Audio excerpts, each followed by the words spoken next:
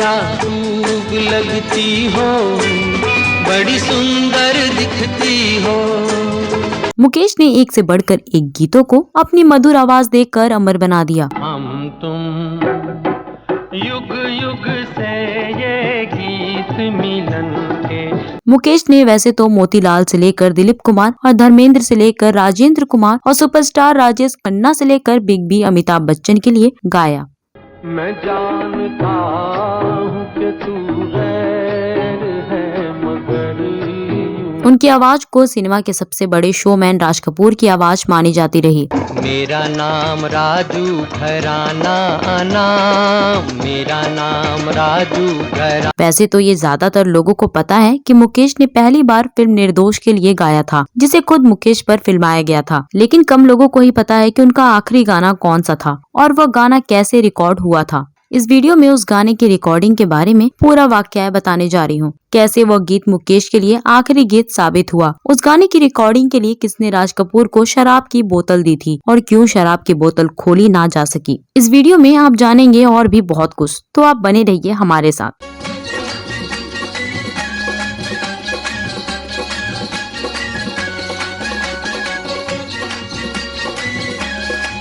दोस्तों, साल 1976 के अगस्त महीने के उस मनहूस दिन को भला कौन भूल सकता है, जब दर्द भरे नगमों के देवता कहे जाने वाले गायक मुकेश का अमेरिका में निधन हो गया। उनका पार्थिव शरीर जब भारत लाया गया तो मुंबई एयरपोर्ट पर दिलीप कुमार, राजेंद्र कुमार, राजेश खन्ना, देवानंद, लता मंगेशकर जैसी बड़ी फिल्मी हस्तियां मौजूद थी। मुकेश के शव को देखते ही राज कपूर रोने लगे। उनको बहुत मुश्किल से संभाला जा सका। राज कपूर साहब कहा करते थे, अगर मैं जिस्म हूँ तो मुकेश मेरी आत्मा है। जब आत्मा ही साथ छोड़ जाए तो जिस्म बेजान हो जाती है। राज कपूर का भी उस वक्त कुछ ऐसा ही हाल हुआ था। राज कपूर ने कहा, मेरी तो आवाज और आत्मा दोनों ही चली गई। बॉलीवुड के शोमैन राज कपूर ने ये बात तब कही थी जब उनकी आंखों में आंसू और सामने फिल्म इंडस्ट्री के महान गायक मुकेश का पार्थिव शरीर था। मुकेश ने सबसे पहले साल 1941 में फिल्म निर्दोष में गाना गाया था। इस फिल्म में मुकेश ने अपना पहला गीत दिल ही बुझा हुआ हो तो भी गाया। दिल ही बुझा हुआ हो तो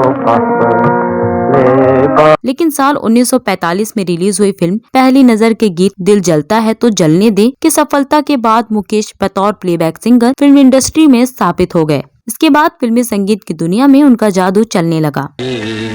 जलता है तो जलने दे। मुकेश ने अपने 35 साल के फिल्म संगीत करियर में लगभग 525 हिंदी फिल्मों में लगभग 900 गीत ही गाए, जो मोहम्मद रफी, किशोर कुमार और लता मंगेशकर की तुलना में बहुत ही कम है। लेकिन मुकेश ने गाए गीतों की लोकप्रियता इतनी ज्यादा रही कि अक्सर लोग यही समझते रहे कि मुकेश ने भी हजारों फिल्मों में गीत गाए होंगे। तुम बिल्कुल वैसी हो जैसा मैंने सोचा, किसी की मुस्कुराहटों पे हो निसार, किसी का दर्द मिल सके। कभी कभी मेरे दिल में ख्याल आता। राज कपूर की फिल्म सत्यम शिवम सुंदरम के गाने चंचल निर्मल शीतल की रिकॉर्डिंग पूरी करने के बाद मुकेश अमेरिका के डिट्रॉयट में एक कंसर्ट में भाग लेने के लिए चले गए। वहां 27 अगस्त 1976 को दिल का दौरा पड़ने से उनका निधन हो गया। मुकेश के जीवन की आखिरी फिल्म सत्यम शिवम सुंदरम ही साबित हुई। इस फिल्म का गाना मुकेश के जीवन का आखिरी गाना था। ये गाना है चंचल शीतल निर्मल कोमल संगीत की। इस गाने का संगीत लक्ष्मीकांत प्यारेलाल ने दिया था, जबकि गीत को लिखा था आनंद बख्शी ने। यह गीत बिनाका गीत माला की 1978 वार्षिक सूची में 24वें पायदान पर रहा।